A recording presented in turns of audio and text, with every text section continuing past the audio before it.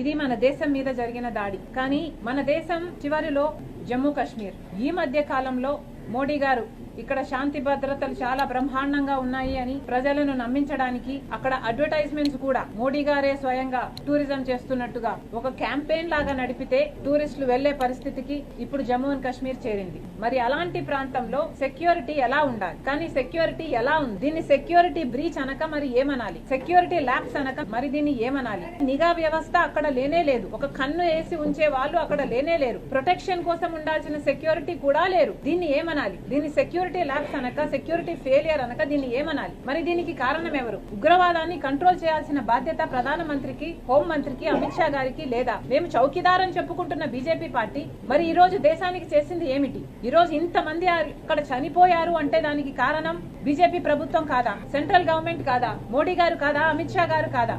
Moral responsibility వహించి ఈరోజు మోడీ, అమిత్ షా రాజీనామాలు చేయాలని, రిజిగ్నేషన్ ఇవ్వాలని మేము డిమాండ్ చేస్తున్నాం. దేశమంతా ఈ రోజు దాడి జరగబోతుంది అంటే ఇంటెలిజెన్స్ లేదా అని అడుగుతున్నారు. ఇండియన్ ఇంటెలిజెన్స్ ఏమైనట్టు అని అడుగుతున్నాం. ఇది ఇంటెలిజెన్స్ ఫెయిలియర్ కాదా అని అడుగుతున్నాం. దేశ భద్రత కోసం పని చేయాల్సిన ఇండియన్ ఇంటెలిజెన్స్ దేనికోసం పనిచేస్తుంది? దేనికోసం వాడుకుంటున్నారు మోడీ గారు? ఈ రోజు ఇండియన్ ఇంటెలిజెన్స్ అంతా బీజేపీ గవర్నమెంట్ కు వ్యతిరేకంగా ఉన్న వాళ్ళ మీద ప్రయోగిస్తున్నారు. వాళ్ళ గొంతులు అణచివేయడానికి, అపోజిషన్ పార్టీస్ ని ఏం చేస్తున్నారు అని వాళ్ళని ట్రాక్ చేయడానికి, లేదా క్రిస్టియన్ మైనారిటీలు గాని, ముస్లిం మైనారిటీలను గాని వాళ్ళని అణిచివేయడానికి, దళితులను అణిచివేయడానికి బీజేపీకి ఎక్కడ అపోజిషన్ ఉంటే దానికి సంబంధించిన ఇంటెలిజెన్స్ ఇవ్వడానికే ఈ రోజు ఇండియన్ ఇంటెలిజెన్స్ పనిచేస్తున్నట్టు లేదా? ఇంత ఘోరంగా ఇంటెలిజెన్స్ లో విఫలమయ్యారు, సెక్యూరిటీ విధించడంలో విఫలమయ్యారు అంటే వీళ్ళంతా ఇంకా అధికారంలో ఉండాలా? మేము చౌకీదారులు అని చెప్పుకుంటున్నారే, మరి ఏమైంది మీ పనితనం అంతా? ఈ రోజు ఒక ఇంటెలిజెన్స్ నే కాదు, ఇండియన్ ఇంటెలిజెన్స్ నే కాదు, ఏ సెంట్రల్ ఏజెన్సీని తీసుకున్నా, ఒక సిబిఐ అయినా, ఒక ఈడీ అయినా, ఒక ఇన్కమ్ ట్యాక్స్ అయినా, ఎలక్షన్ కమిషన్ అయినా, ఆఖరికి సెబీ అయినా, అన్ని ఏజెన్సీలని వాళ్ళ స్వార్థం కోసం వాడుకుంటున్నారు. దేశం కోసం పని చేయాల్సిన ఇన్ని ఏజెన్సీస్ ఈ రోజు మోడీ కోసం పనిచేస్తున్నాయి. ఇది అన్యాయం కాదా అని అడుగుతున్నాం. బయట యుద్ధం కాదండి, లోపల వాళ్ళే యుద్ధం చేస్తున్నారు. మతాన్ని వాడుకొని లోపలే ఒక యుద్ధం జరుగుతుంది, లోపలే సెక్యూరిటీ బ్రీచ్ ఉంది. మరి అలాంటప్పుడు బయట వాళ్ళ అవకాశంగా తీసుకోరా దాన్ని? మోడీ గారు ప్రధానమంత్రిగా ఏం చేయాలి?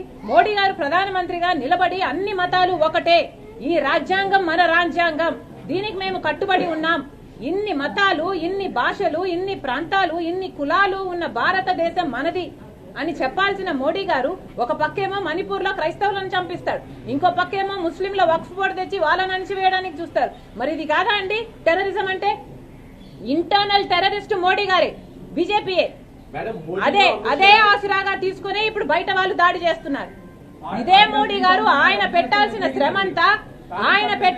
శ్రమంతా దేశం బాగు కోసం, ఇక్కడ వాళ్ళ కోసం, మన భద్రత కోసం పెట్టుంటే అసలు బయట నుంచి వచ్చి చొరబడి మనల్ని అటాక్ చేసే ధైర్యమే ఉండేది కాదు. ఈ రోజు ప్రతి సంస్థని మోడీ గారు దేనికి వాడుకుంటున్నారండి? ఈ రోజు ప్రతి సంస్థని, ఒక ఇంటెలిజెన్స్ అయితేనేమి, ఒక సిబిఐ అయితేనేమి, ఒక ఈడీ అయితేనేమి, ఆఖరికి సెబీ, ఎలక్షన్ కమిషన్, ప్రతి ఒక్కరిని మోడీ గారు స్వయంగా తన స్వార్థం కోసం వాడుకుంటున్నారు. కాబట్టే ఈ రోజు దాడి జరిగింది. మళ్ళీ డిమాండ్ చేస్తున్నాం, మోడీ గారు, అమిత్ షా గారు రాజీనామాలు చేయాలి. ఇది ముమ్మాటికి సెంట్రల్ గవర్నమెంట్ ఫెయిలియరే. శ్రీమాత్రే నమః. వందే మాతరం. జమ్మూ కాశ్మీర్లోని పహల్గామ్ గ్రామంలో జరిగినటువంటి ఉగ్ర దాడిలో, మారణకాండలో 26 మంది చనిపోయినట్టుగా మనందరికీ తెలిసిందే. అందులో 25 మంది హిందువులే అవడము, అలాగే మతం పేరిట, అంటే ఆ ఉగ్ర దాడి చేసినటువంటి ఉగ్రవాదులు ఎవరైతే ఉన్నారో వారు పర్యాటకులాగా వచ్చినటువంటి మగవారిని వారి దగ్గరికి వెళ్ళి మీ పేరేంటి, మీ మతం ఏంటి అని చెప్పని కనుక్కొని మరి వారు ఏ మతస్థులు అని చెప్పని తెలుసుకోవడం కోసం అని చెప్పని వారి ప్యాంటు కూడా విప్పదీసి మరి చూసి కాల్చి చంపినటువంటి ఘటన యావత్ భారతదేశాన్ని కాదు ప్రపంచాన్ని కూడా దిగ్భ్రాంతికి గురి చేసింది. ఒక పక్క ప్రపంచ దేశాలన్నీ కూడా ఈ సంఘటన పైన స్పందిస్తూ దీన్ని ఖండిస్తూ బాధిత కుటుంబాలకి సానుభూతిని వ్యక్తపరుస్తూ ఉంటే, కాంగ్రెస్ మటుకు తన సంకుచిత స్వభావాన్ని, అలాగే కుట్రన్ని, కుతంత్రాలని ఈ సంఘటనను ఆధారంగా చేసుకుని మత రాజకీయాలకి తెరచేయాలని చెప్పని అనేక పన్నాగాలు పన్నుతూ ఇటు భారత ప్రధాని నరేంద్ర మోదీ గారి పైన, అలాగే జాతీయ భద్రతా దళాల పైన విపరీతమైనటువంటి నిందలు వేయడాన్ని తీవ్రంగా ఖండిస్తూ ఉన్నాము. ఎందుకంటే గడిచిన 10 సంవత్సరాల్లో మనందరికీ తెలిసిందే, భారతదేశం లోపల ఎక్కడా కూడా ఒక్క ఉగ్రదాడి కూడా జరగలేదు. అలాగే ఎన్నో ఉగ్రదాడులు జరపాలి అని చెప్పని కుట్రలు పన్నినటువంటి కుట్రలని ముందుగానే భద్రతా దళాలు తెలుసుకొని వాటిని విచ్ఛిన్నం చేయడం కూడా జరిగింది, ఆపడం జరిగింది. నరేంద్ర మోదీ గారు దేశ ప్రజల ప్రాణాల కోసం, ఈ దేశ అభివృద్ధి కోసం అహర్నిశలు కూడా 365 రోజులు 24/7 అన్నట్టుగా ఆయన కష్టపడుతున్నారు. మన జాతీయ భద్రతా బలగాల గురించి, అలాగే మన దేశం ప్రజల రక్షణ కోసం అని చెప్పని ఖర్చు పెడుతున్నటువంటి నిధుల గురించి కానీ, తీసుకుంటున్నటువంటి సంస్కరణల గురించి కానీ ప్రపంచ దేశాలన్నీ కూడా కొనియాడుతూ ఉన్నాయి. షర్మిల ఆంధ్రప్రదేశ్ రాష్ట్ర కాంగ్రెస్ అధ్యక్షురాలు దిగజారుడు మాటలు మాట్లాడుతోంది జాతీయ భద్రతా బలగాల విషయంలో, నరేంద్ర మోదీ గారి విషయంలో. ఏమ్మా, అసలు నీకు కొంచెమైనా సిగ్గుందా? నిజంగానే ఏమాత్రము నైతికత లేకుండా ఈ విధంగా మాట్లాడడం అనేది ప్రజలు అసహించుకుంటున్నారు. ఎందుకంటే 10 సంవత్సరాల్లో ఎటువంటి దాడులు జరగలేదు అని దేశ ప్రజలందరికీ తెలుసు. అలాగే కాంగ్రెస్ పాలించినటువంటి దాదాపు 65 సంవత్సరాల పాలనలో వందలాది ఉగ్రదాడులు జరిగాయి. అంతెందుకు, అటు కేంద్రంలో కాంగ్రెస్, ఇటు రాష్ట్రాల్లో కాంగ్రెస్ ఉన్నప్పుడు కూడా హైదరాబాద్లోని గోకుల్ చాట్ కానీ, లేదా లుంబిని పార్క్ లో కానీ, ముంబై పేలుళ్లు కానీ, ఎప్పుడు ఏ రైల్వే స్టేషన్లో, ఏ బస్ స్టాండ్లో ఎక్కడ ఏ బాంబు పేలుతుందో, ఏ ఉగ్రవాది వచ్చి కాల్చి చంపుతాడని భయంగా బతికింది భారతదేశం. నేడు ప్రజలందరూ కూడా సురక్షితంగా ఉన్నారు. జాతీయ భద్రతా బలాలు చాలా పకడ్బందీగా పనిచేస్తూ ఉన్నాయి. ఇటువంటి సందర్భంలో మతం పేరిట ఈ జరిగినటువంటి ఊచకోతలో బాధిత కుటుంబాలు అయితే హిందూ కుటుంబాలు ఉన్నాయో వారికి అండగా నిలవాల్సినటువంటి కాంగ్రెస్ లేదా షర్మిల వారికి అండగా నిలబడకుండా ఉగ్రవాదులకి, వారి చర్యలకి మద్దతునిస్తున్నట్టుగా ఆవిడ చేస్తున్నటువంటి మాటలు, మాట్లాడుతున్నటువంటి మాటలు నిజంగా సమాజం ఏమాత్రం హర్షించదు. ఇంతవరకు ఉగ్రవాదుల చర్య పైన మాట్లాడలేదు ఆవిడ. ఉగ్రవాదులు గాని, వారికి సహాయం అందించినటువంటి వారిపైన ఎటువంటి మాటలు మాట్లాడకుండా భారతదేశం పైన, దేశ ప్రధాని పైన మాట్లాడుతూ ఉంది.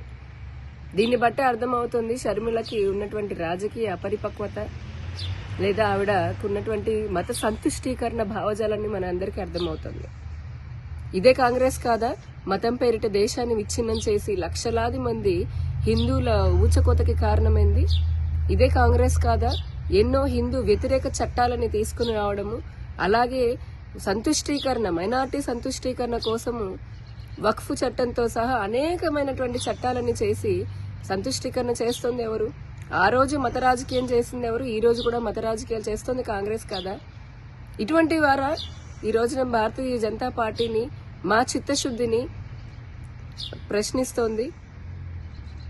హిందువుల మరణాలు, హిందువుల ప్రాణాలంటే ఏమాత్రము లెక్కలేనటువంటి పార్టీ కాంగ్రెస్ పార్టీ. షర్మిల, మీకు ఇదే హెచ్చరిస్తున్నాము. నోరుంది కదా అని ఎంత పడితే అంత మాట్లాడుతూ బలైనటువంటి హిందూ కుటుంబాలని ఇంకా రెచ్చగొట్టే విధంగా, వారిని ఇంకా మరింత బాధ పెట్టే విధంగా మీకు మాట్లాడడం అనేది తగిన పద్ధతి కాదు. ఇప్పటికే మీ కాంగ్రెస్ నాయకులు ఎవరైతే ఉన్నారో, అటు తెలంగాణ గాని ఇతర రాష్ట్రాల్లో ఉన్నటువంటి వాళ్ళు ఐ లవ్ పాకిస్తాన్ పైన మా ప్రేమ ఉంది అని చెప్పని విరగబడి పాకిస్తాన్ పైన ప్రేమను చూపిస్తూ ఉన్నారు. మీకంతే మనుషులు భారతదేశంలో ఉన్నటువంటి ప్రజలని చంపడము, లేదా ముఖ్యంగా హిందువులని మతం పేరిట చంపడము అనేది మీకు అంత ఆనందాన్ని ఇస్తుందా?